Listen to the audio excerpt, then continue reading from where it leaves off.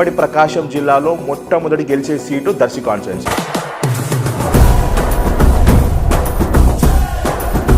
గెలిచేది మాత్రం బూచపల్లి శివప్రసాద్ రెడ్డి గారు, అది 100%. ఎందుకు అనేది నేను ఈరోజు నా ఇంటర్వ్యూ క్లారిటీగా చెప్పబోతున్నాను.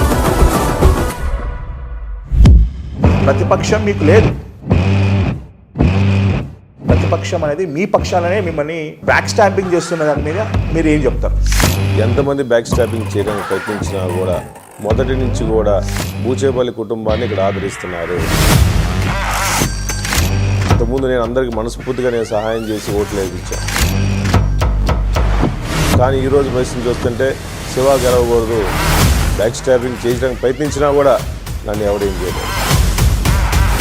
19 ఎలక్షన్స్లో జగన్మోహన్ రెడ్డి స్వయంగా మీకు టికెట్ ఇస్తే మీరు ఎందుకు రిజెక్ట్ చేశారు? కంటెస్ట్ చేస్తే ఓడిపోతానేమో అనే భయానికి మీరు.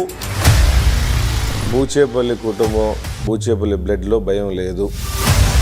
మొదటి నుంచి కూడా నాన్నకి ఆ హెల్త్ బాగాలేదు కాబట్టి పోటీ చేయాలి, అందుకని వేరే కారణం. ఆ రోజు నామినేషన్ వేసి ఇంట్లో కూర్చున్నా నేను గెలిచేవాడి సంగతి నాకు తెలుసు. కానీ నాన్నగారిని హాస్పిటల్కి ఎవరు తీసుకెళ్తారు?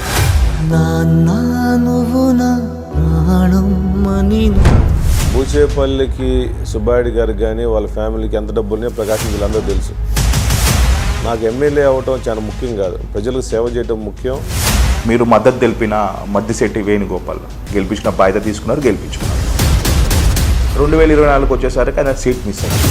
ఎందుకు గెలిపించాలి, ఎందుకు మన 24 వచ్చేసరికి ఎందుకు ఆయనకి సీట్ ఇవ్వకుండా ప్రయత్నం చేయాలంటే? ఆ రోజు ఆయన స్టేట్మెంట్ సపోర్ట్ చేయకపోతే నేను పోటీ చేయన్నాడు. కానీ ఆయన ఎలక్షన్లు అయిన తర్వాత ఒక తమ్ముడు అవసరం లేదనుకున్నాడు. ఆయన చిన్నగా ఫ్లెక్సీలు కూడా నా ఫోటోలు తీసేసి. కానీ తను ఈసారి మిమ్మల్ని గెలిపించే ప్రక్రియలో ఉంటాడా లేదా? తప్పనిసరిగా 20 ఓట్లు మేము కొడతాం సార్. కొట్టిన తర్వాత దర్శి పట్టణంలో టీడీపీ ఒక జెండా కూడా ఎక్కడనివ్వకుండా చూసుకుంటా అని చెప్పి కూడా మేము మీ అందరికి కూడా హామీ ఇస్తూ ఈసారి ఎలక్షన్స్లో ఆయన పూర్తిగా టీడీపీ అభ్యర్థికి సపోర్ట్ చేయటం. లోకేష్ గారు వచ్చిన తర్వాత ఇక్కడికి అంతకుముందు ఇక్కడ పాదయాత్రకు వచ్చినప్పుడు ఆయన పేరు మార్చాను, వేణుగోపాల్ కాదు కలెక్షన్ గోపాల్. పార్టీకి రాజీనామా చేసి హ్యాపీగా కండవలు కప్పుకొని పొమ్మని చెప్పండి, సీట్ తెచ్చుకోమని చెప్పండి. ఎందుకు ఏ నాయకుడికైనా శివ అన్న అంటే పడదు?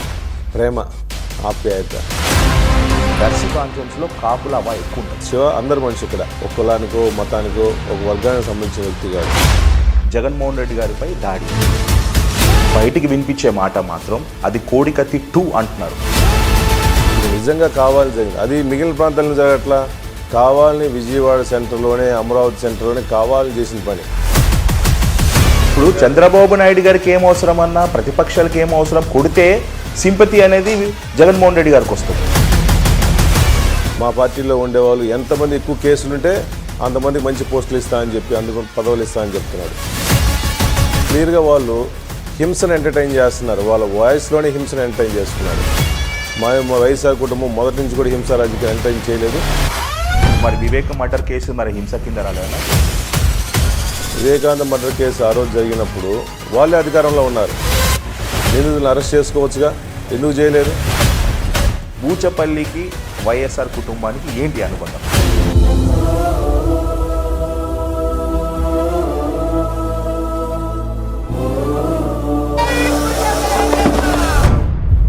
ఆ ఫ్యామిలీతో పాటు నడిచిన వ్యక్తులను ఎప్పుడు జగన్మోహన్ మర్చిపోడు.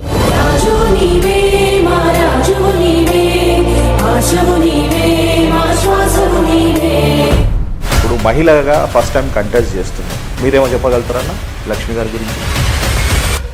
లక్ష్మి గారు నా సోదరురాలు.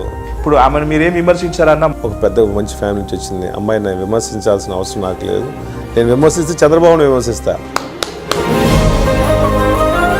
పక్క జిల్లాల నుంచి, పక్క స్టేట్ల నుంచి ఎన్ఆర్ఐలు వచ్చిపోతూ ఉంటారు, వస్తూ ఉంటారు. శివ మాత్రం లోకల్.